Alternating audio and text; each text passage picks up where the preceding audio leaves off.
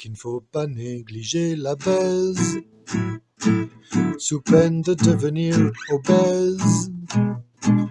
Il ne faut pas faire comme la goudou, la goudou, la goudou, la goudou. Oui, c'est ce combat-là que je veux mener, pas du tout un combat homophobe qui serait allé à emmerder les gens qui sont homosexuels dans la sphère privée.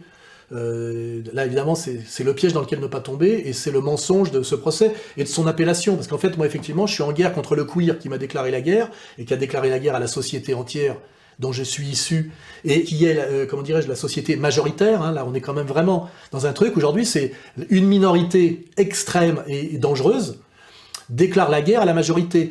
Et le pouvoir répond oui, mais ils ont le droit au nom de la défense des minorités. Est-ce que ça rentre pas dans votre tête que la démocratie, ce n'est pas et ce n'a pas le droit d'être la dictature de la majorité contre des minorités? La démocratie, c'est la défense des minorités contre les majorités. C'est ça la vérité.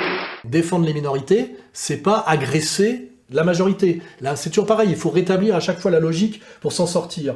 Et moi, je le dis bien, je dis que ce prosélytisme LGBT dans les maternelles et dans les écoles est une incitation à la stérilisation et à la mutilation irréversible envers les personnes vulnérables que sont les adolescents. Et que c'est un combat à mener parce que pour moi, c'est un crime contre l'humanité. Et il en va de l'avenir de l'enfance et de la jeunesse, donc de l'avenir du monde, hein, c'est clair et net. Et c'est pour ça que, étant donné que j'ai été attaqué, alors que même, a priori, je ne m'intéressais pas outrageusement au sujet, je suis en train de créer une association de fait, un collectif, dont d'ailleurs, pour montrer que c'est quelque chose de pas très agressif, qui s'appelle « Rendez-nous l'arc-en-ciel », parce qu'on a privatisé l'arc-en-ciel, ce qui est insupportable, qui est un truc qui est d'une grande beauté et que tous les enfants adorent, pour les amener sur un chemin qui, à un moment donné, avec le LGBTQ+, a à voir quand même avec la pédophilie. Hein, tout ça, c'est pas moi qui l'invente. Hein, il y a tout un travail qui est fait en ce moment pour montrer qu'il y a des injonctions de l'ONU qui travaillent en ce moment à décriminaliser la pédophilie. On a aussi une autre affaire là, qui est sortie, un rapport du 8 mars 2023. C'est la dépénalisation des actes pédocriminels promu dans un rapport de l'ONU en date du 8 mars 2023 sous couvert de protection des droits de l'homme. Donc en clair, l'idée qu'un adulte ait une attirance sexuelle pour un enfant, ce serait un penchant comme les autres, ce ne serait pas un comportement criminel. Hein. Et donc ONU-SIDA et le Haut Commissariat aux droits de l'homme, dans ce rapport, exigent l'application du droit international des droits de l'homme au droit pénal en recommandant la dépénalisation des délits liés, je vais citer, au sexe, à la consommation de drogue, au VIH, à la santé sexuelle et reproductive, donc on y est bien, au sans-abrisme et à la pauvreté. Et il appelle à la dépénalisation donc des relations entre adultes et mineurs à condition que ces derniers soient consentants. Comme d'ailleurs dans les manifs queer, on voit non seulement le drapeau LGBT qui a été volé, l'arc-en-ciel, et avec parfois une tête du Baphomet dessus, et leur slogan, on mettra en production, c'est « On arrive, donnez-nous vos gosses ».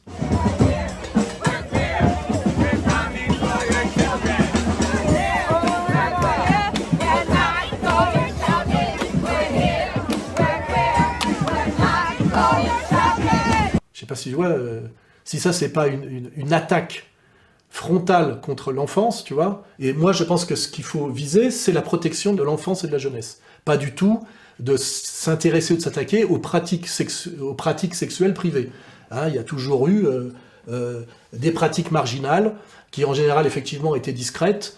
Et je veux dire, on peut même pas s'opposer au sadomasochisme ou je sais pas comment on dit, au bondage. On a eu un film qui s'est appelé, je crois, 50 nuances de gris, ou je sais pas quoi. Voilà, libre à ceux qui veulent pratiquer. Mais par exemple, inciter des enfants qui ne sont pas en âge de comprendre à s'extasier sur le sadomasochisme, il y a un vrai problème, c'est qu'on n'a pas à faire entrer la sexualité adulte dans un lieu où il y a des enfants qui, par définition, ne peuvent pas comprendre de quoi on leur parle, et que c'est immédiatement un sujet et des mots traumatisants. Hein. Donc là, et avant, c'était le bon sens et c'était la loi. Hein. Il y avait des lois, atteinte à la pudeur.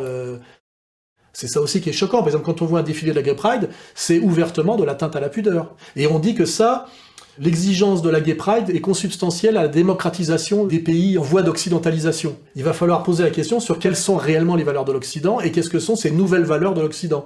Pour moi, il y a les valeurs de l'Occident, on en parlera, qui sont, à partir du monde grec, la philosophie, la raison, c'est la logique, et cette raison d'ailleurs historiquement a donné deux choses.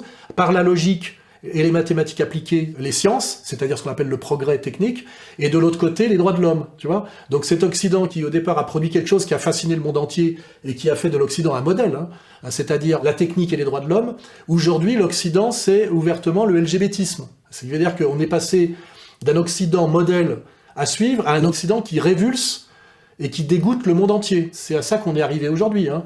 Je rappelle que le LGBTisme dégoûte le monde africain, le monde arabe, une grande partie de l'Amérique du Sud, la Chine et la Russie, c'est pas rien. Et en fait, à l'intérieur même de l'Occident militant, ces gens qui veulent que l'Occident, les nouvelles valeurs de l'Occident, ce soit ça, sont en fait une infime minorité des peuples occidentaux qui en fait le subissent par le chantage, et même d'ailleurs par la coercition, comme je l'ai subi.